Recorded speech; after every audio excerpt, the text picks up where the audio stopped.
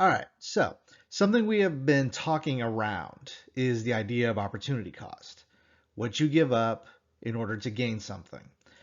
Well, now is the PPC, or the production possibilities curve. And this is how we actually measure that trade-off. So we'll just dive right into it. So, just as a brief recap. One, scarcity is real. We have unlimited wants and needs and limited resources to make this happen. Second, because of this, we have to make choices. What are we going to do with our resources? And then third, because I have to make choices, in order to get something that I want, I have to give up something else. So, just like the little example that's right here. John studies all night for his exam. Because he gave that up, or because he studied for his exam all night, the opportunity cost was his sleep. Pretty simple, pretty straightforward, but just as a recap. So this right here is what we call the production possibilities curve. And this is how we graph opportunity cost. So you notice I have this curve and I have 3 points on this line. I have point A, point B, point C. So at point A, I am producing 8 mobile phones and 10 cameras. At point B, I am producing 7 mobile phones and 20 cameras. So if I want to go from point A to point B, if I want to go from here all the way to here, if I want to go from producing 10 cameras to 20 cameras, my opportunity cost, what I give up, is 1 mobile phone, MP for short. All right, that is my opportunity cost, just for that. If I want to go from point C, where I am producing 3 mobile phones and 30 cameras, I want to go from point C to point B. I just move along right here. I want to go to point B. What I have to give up now is 10 cameras. All right, that is going to be my opportunity cost to go from point C to point B. 10 cameras to go from C to B. To go from A to B, I'm giving up 1 mobile phone. Now, let's just say, hypothetically, I am at point D right here. All right, this is going to be my point D right there. I can produce, and I'm producing 7 mobile phones and 10 cameras. All right, now because I am not on this curve, I am inefficient.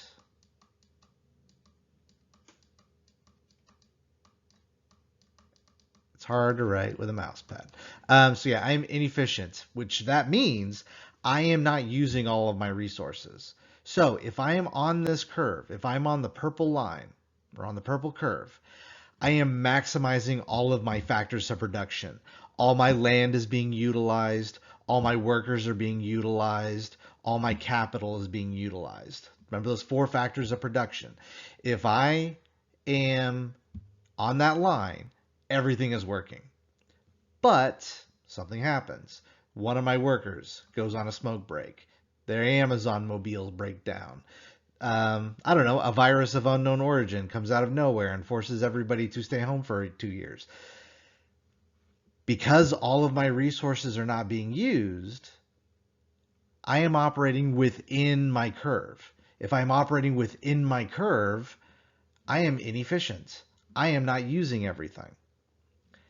Now, on the flip side, if my point is out here, I have a point right here, A, B, C, D, we'll call it point E for good measure.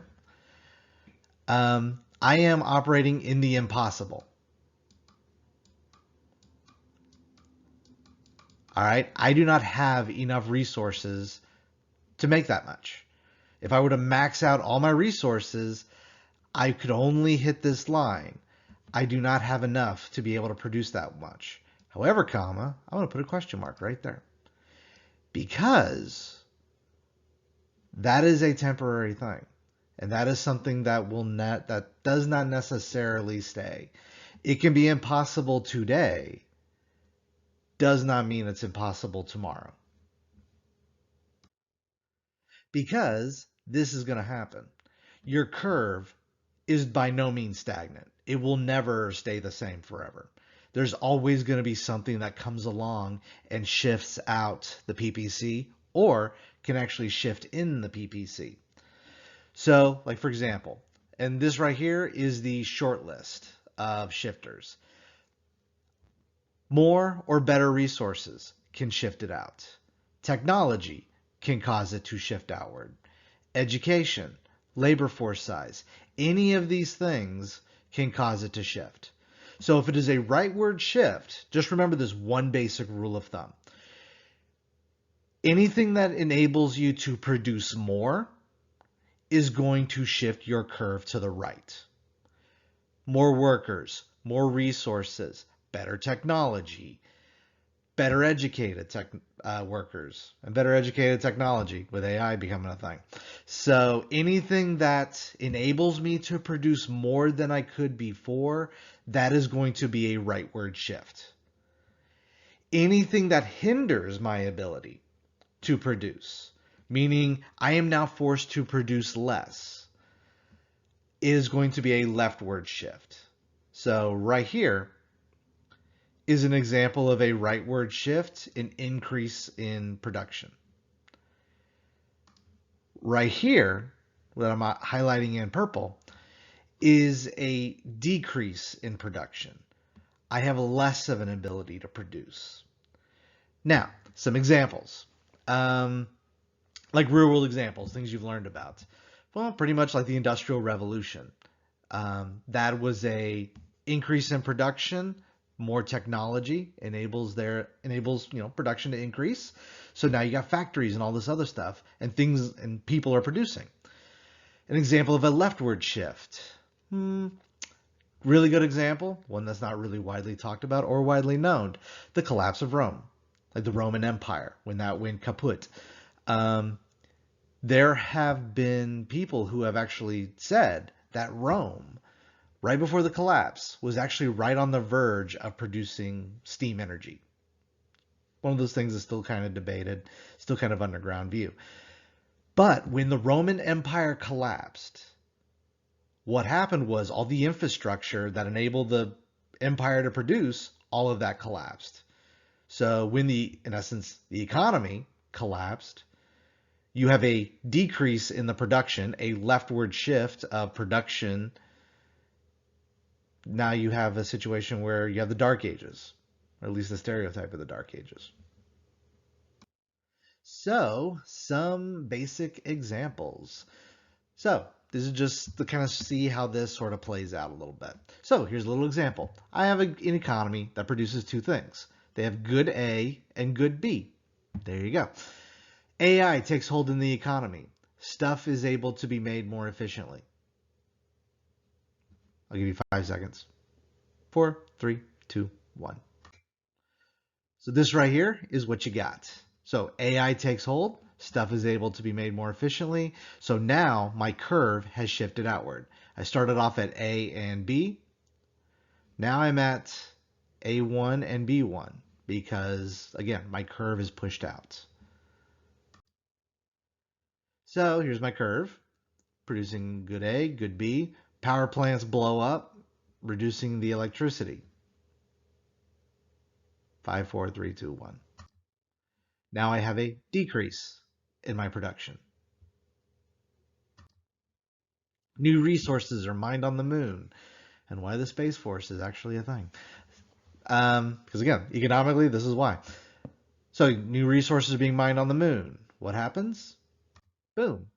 Your PPC is now pushed outwards because you have more resources to play with. That gives you more to work with. So you have a technological increase in the production of tanks. And I have an economy. I make two things. Make this a little bit more specific.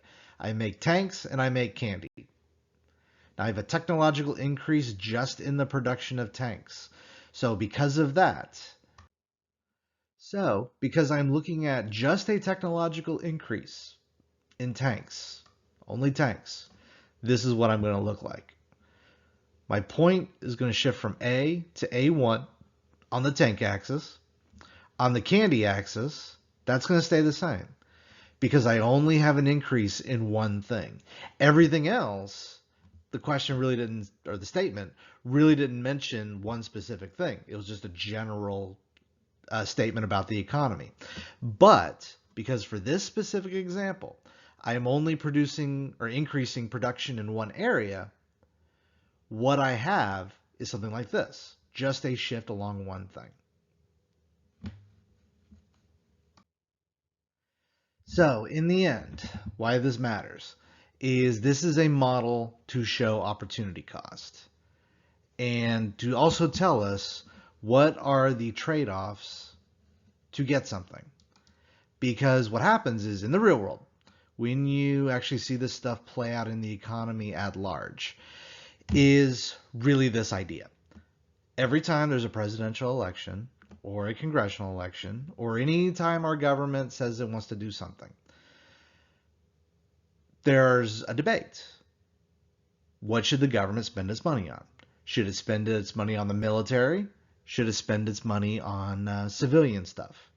This is the classic guns and butter debate that's always there. And what happens is if the government is going to spend more for the military, it has to cut from the civilian spending. If it is going to spend more on civilian stuff, it has to cut from the military. So, do they build a new aircraft carrier or do they build a new hospital?